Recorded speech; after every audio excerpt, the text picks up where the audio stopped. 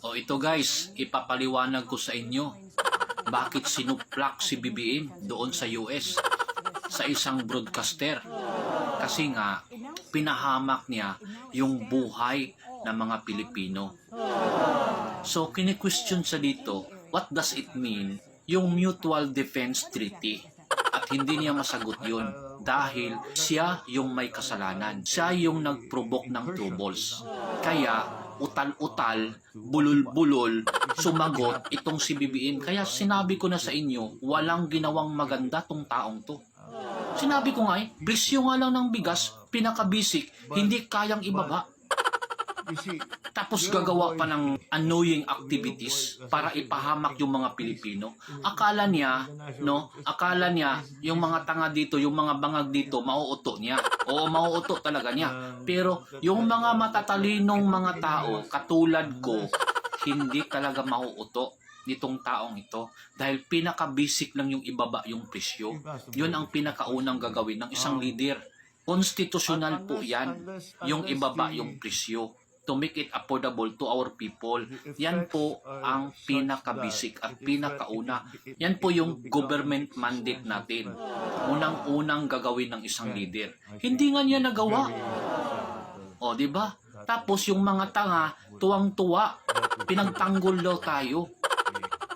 Na since 1950s, after World War II, nagkandak na sila ng Mutual Defense Treaty. Kung sinong a-attack sa Pilipinas, papanig sila.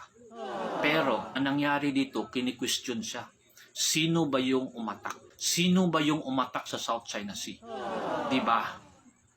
Nasuplak siya dito eh. Kasi kahit saang anggulo na maglaban itong dalawang countries, talo tayo. Dahil nga, alam ng mga foreigners kung sino ang nag-provoke at kung sino ang nag-instigate ng gulo para ipahamak yung mga Pilipino. Mabuti pa nga, may pagmamahal pa yung mga foreigners eh. Yung mga concern lang. Pero itong mga surot, no, na walang mga utak, 74 lang yung grades, hindi talaga nakapasa sa ating mga pinalabas na vlog, sa ating mga komentary, sa ating mga reaction, hindi talaga nakaintindi guys. You would not understand kung ano yung pinupoint natin. What a pitiful Filipinos. The US has weighed in. It constantly points to Article 5 of the Mutual Defense Agreement, which was signed in 1951.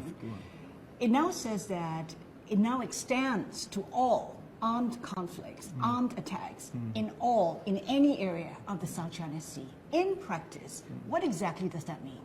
Perhaps an incursion, for example, to occupy, which has already happened, but we're still trying to keep it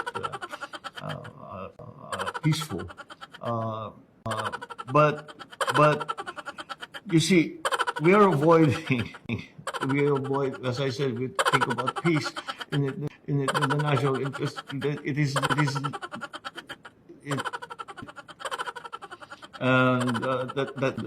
That I don't think anyone wants that, unless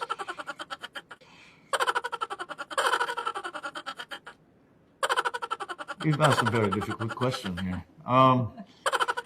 Unless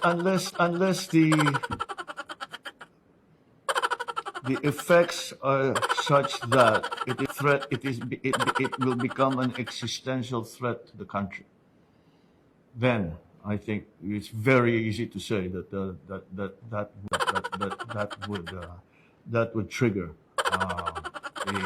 the Mutual Defense Treaty.